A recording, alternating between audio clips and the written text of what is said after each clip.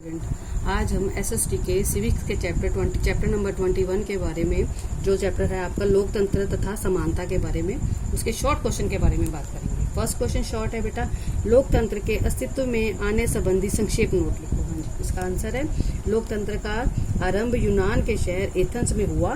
वहाँ लोकतंत्र लगभग 2500 वर्ष पुराना है। हाँ जी बेटा, वो कह रहे हैं कि लोकतंत्र का जो आरंभ हुआ था, इसका शुरुआत जहाँ से हुई, यूनान के शहर एथेंस से हुई, और ये 2500 मतलब 2500 पुराना वर्ष है।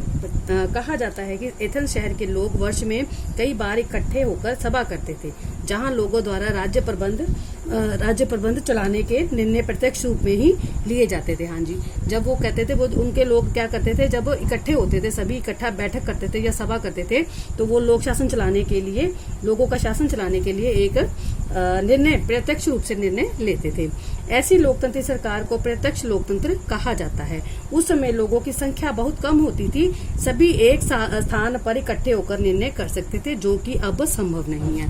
हाँ जी बेटा, वो कह रहे हैं तब उस समय लोगों की जो जनसंख्या थी बहुत कम थी, और वो एक ही स्थान पर इकट्ठे होकर निर्णय कर सकते थे, जो अब संभव नहीं है, जो कि अब नहीं है। सेकेंड क्वेश्चन, स्वतंत्रता तथा समानता की धारणाओं के विकास के संबंध में आप क्या जानते हैं? हाँ जी बेटा, इसका आंसर है आज के युग में अधिकतर देशों में लोकतंत्र प्रकार की सरकार ही है। लोकतंत्र सरकार के मुख्य सिद्धांत कानून का शासन, मानवीय स्वतंत्रता तथा समानता है। हाँ जी, आज का जो युग है वो अधिकतर देशों में लोकतंत्रीय चल रहा है, सरकार चल रही है। लोकतंत्र सरकार के मुख्य सिद्धांत हैं कानून का शासन होना, कानून का मानवीय स्वतंत्रता होना,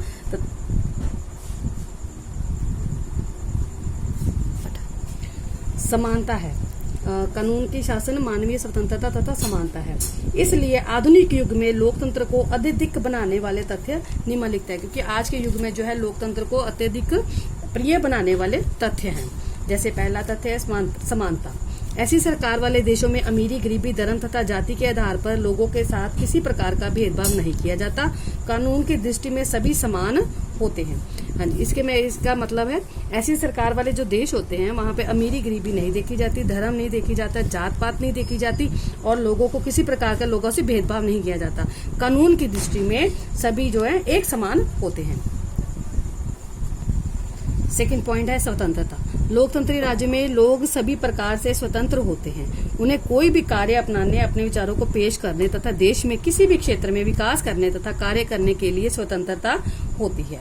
हाँ जी बेटा, इसका मतलब है लोकतंत्री राज्य में जो लोग होते हैं वहाँ सभी प्रकार से स्वतंत्र होते हैं, मतलब अपनी मर्जी से काम करने वाले होते हैं, आजाद होते हैं। उन्हें कोई भी कार्य अपनाने या कोई विचारों को पेश करने क्षेत्र में विकास करने के लिए उनकी स्वतंत्रता उनको प्राप्त होती है। थर्ड क्वेश्चन, लोकतंत्र सबसे पहले किस देश में स्थापित हुआ? हाँ जी बेटा, इसका आंसर है आधुनिक लोकतंत्र की स्थापना सबसे पहले यूरोप के देशों में हुई।